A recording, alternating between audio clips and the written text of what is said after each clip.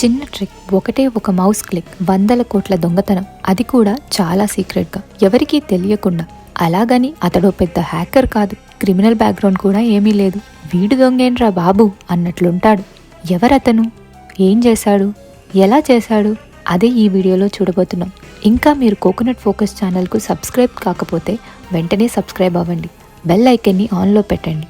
Now let's begin our video. Mostly 20s దాటిన ఎవరికైనా బాగా డబ్బు సంపాదించాలి, మంచి ఇల్లు కట్టుకోవాలి అనే కలలుంటాయి. అమెరికాలో ఉండే జిమ్ జాంగ్కి మాత్రం ఇంకా కాస్ట్లీ కలలు. అందుకు తగ్గట్టు 350 కోట్ల దొంగతనం చేశాడు. అయితే అది క్యాష్ రూపంలో కాదు, బిట్కాయిన్ రూపంలో. ఇలా దొంగతనం చేసిన డబ్బుతో ఎవరికీ తెలియకుండా 10 ఏళ్ళు జల్సా చేశాడు.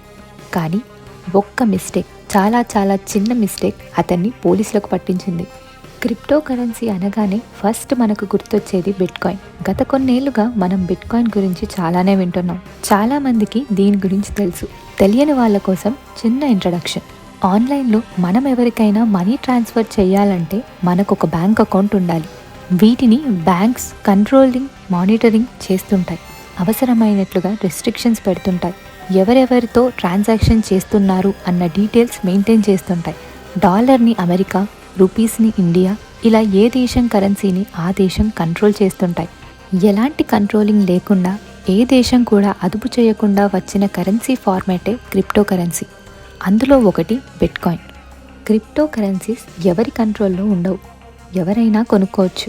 మినిమల్ ట్రాన్సాక్షన్ ఫీజుతో ప్రపంచంలో ఎవరికైనా పంపించవచ్చు.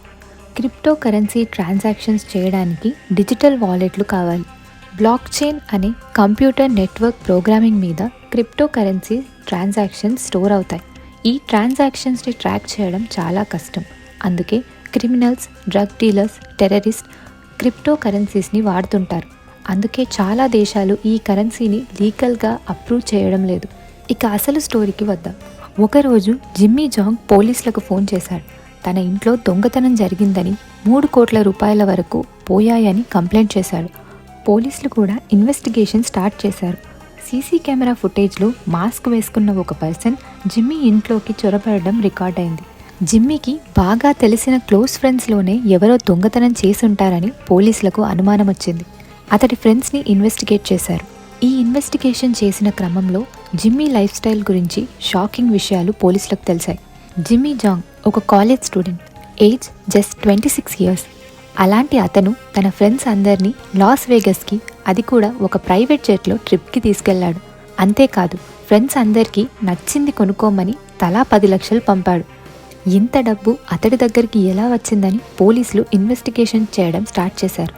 అతడికి ఉన్న lake side villas, luxury items చూసి షాక్ అయ్యారు. ఇంత డబ్బు ఎక్కడి నుంచి వచ్చిందని అడిగితే తాను క్రిప్టో కరెన్సీలో ఇన్వెస్ట్ చేశానని, దాని నుంచి ఇంత ప్రాఫిట్స్ వచ్చాయని పోలీసులకు చెప్పాడు జిమ్మీ. తనకు క్రిప్టో కరెన్సీ గురించి చాలా నాలెడ్జ్ ఉందని వాళ్ళను నమ్మించాడు. ఇంకోవైపు అమెరికాలో క్రిప్టో కరెన్సీ ఫ్రాడ్స్ని ఇన్వెస్టిగేట్ చేసే ట్యాక్స్ డిపార్ట్మెంట్ ముందుకు 2012లో సిల్క్ రోడ్ అనే ఇల్లీగల్ డార్క్ వెబ్సైట్ నుంచి గుర్తు తెలియని వ్యక్తులు 50,000 బిట్కాయిన్స్ దోచుకున్న కేసు వచ్చింది. అది ఎవరు చేశారో తెలుసుకోవాలని ఆ ట్యాక్స్ డిపార్ట్మెంట్ తీవ్రంగా ప్రయత్నిస్తుంది. మనం స్టార్టింగ్లో అనుకున్నాం కదా, క్రిప్టో కరెన్సీ ట్రాన్సాక్షన్స్ చేయాలంటే డిజిటల్ వాలెట్ ఉండాలని. ఈ వాలెట్ క్రియేట్ చేసుకోవడానికి మన దగ్గర ప్రాపర్ ఐడి ప్రూఫ్ ఉండాలి. అయితే ఫేస్ ఐడీస్తో వాలెట్ క్రియేట్ చేసుకొనిచ్చే కంపెనీస్ కూడా ఉన్నాయి.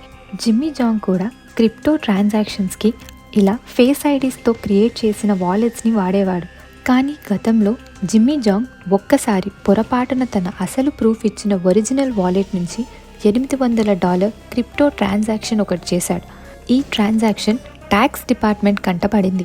చాలా సొఫిస్టికేటెడ్ టెక్నాలజీ వాడి వాళ్ళు ఈ ట్రాన్సాక్షన్స్కు సిల్క్ రోడ్ నుంచి లూటీ అయిన బిట్కాయిన్స్కు లింక్ ఉందని గుర్తించారు. ఈ ట్రాన్సాక్షన్ జిమ్మీ జాంగ్ పేరుతో జరిగినట్లు వాళ్ళకు తెలిసింది. దీంతో ట్యాక్స్ డిపార్ట్మెంట్ జిమ్మీ ఉంటున్న ఏరియా పోలీసులను కాంటాక్ట్ చేసింది. ఆల్రెడీ జిమ్మీ ఇంట్లో దొంగతనం గురించి ఆ పోలీసులు ఇన్వెస్టిగేట్ చేస్తూ ఉన్నారు. అదే కేసు గురించని జిమ్మీని నమ్మించి పోలీసులు, ట్యాక్స్ డిపార్ట్మెంట్ వాళ్ళు కలిసి అతడి ఇంట్లోకి వెళ్లారు. జిమ్మీ తన లైఫ్ స్టోరీ గురించి క్యాజువల్గా మాట్లాడిన దాన్ని బట్టి అతడి దగ్గర పెద్ద మొత్తంలో బిట్కాయిన్స్ ఉండొచ్చని పోలీసులకు, ట్యాక్స్ అధికారులకు అర్థమైంది.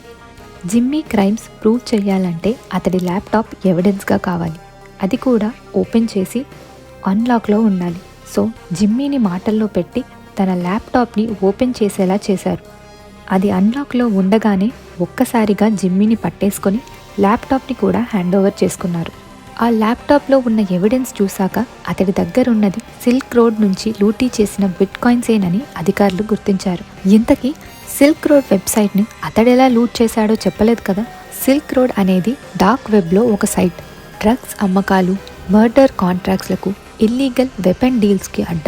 ఇల్లీగల్ ఐటమ్స్, సర్వీసెస్ ఇందులో చాలా దొరుకుతాయి. దీంట్లో బయ్యర్స్ సెల్లర్స్కి మధ్య క్రిప్టో కరెన్సీతోనే ట్రాన్సాక్షన్స్ నడుస్తాయి. జిమ్మీ జాంగ్ కూడా ఈ సైట్లో కస్టమరే. దాంట్లో అతడు డ్రగ్స్ కొంటూ ఉండేవాడు. ఒకరోజు డ్రగ్స్ కొన్నాక తన సిల్క్ రోడ్ అకౌంట్లో మిగిలిన మనీని విత్డ్రా చేసుకున్నాడు జిమ్మీ. అయితే అతడు విత్డ్రా చేసుకునే టైంలో విత్డ్రా బటన్ని అనుకోకుండా 2 times ప్రెస్ చేశాడు. రావాల్సిన అమౌంట్ కన్నా డబుల్ అమౌంట్ విత్డ్రా అయింది. అది కూడా తన అకౌంట్లో మాత్రం సింగిల్ అమౌంట్ కట్ అయింది. ఈ చిన్న లూప్ హోల్ని అడ్డం పెట్టుకొని సిల్క్ రోడ్ నుంచి 50,000 బిట్కాయిన్ని లూటీ చేశాడు Jimmy Zhong. Silk Road website illegal business కాబట్టి ఈ లూటీ గురించి ఆబ్వియస్గా పోలీసులకి ఎలాంటి కంప్లైంట్ రాలేదు.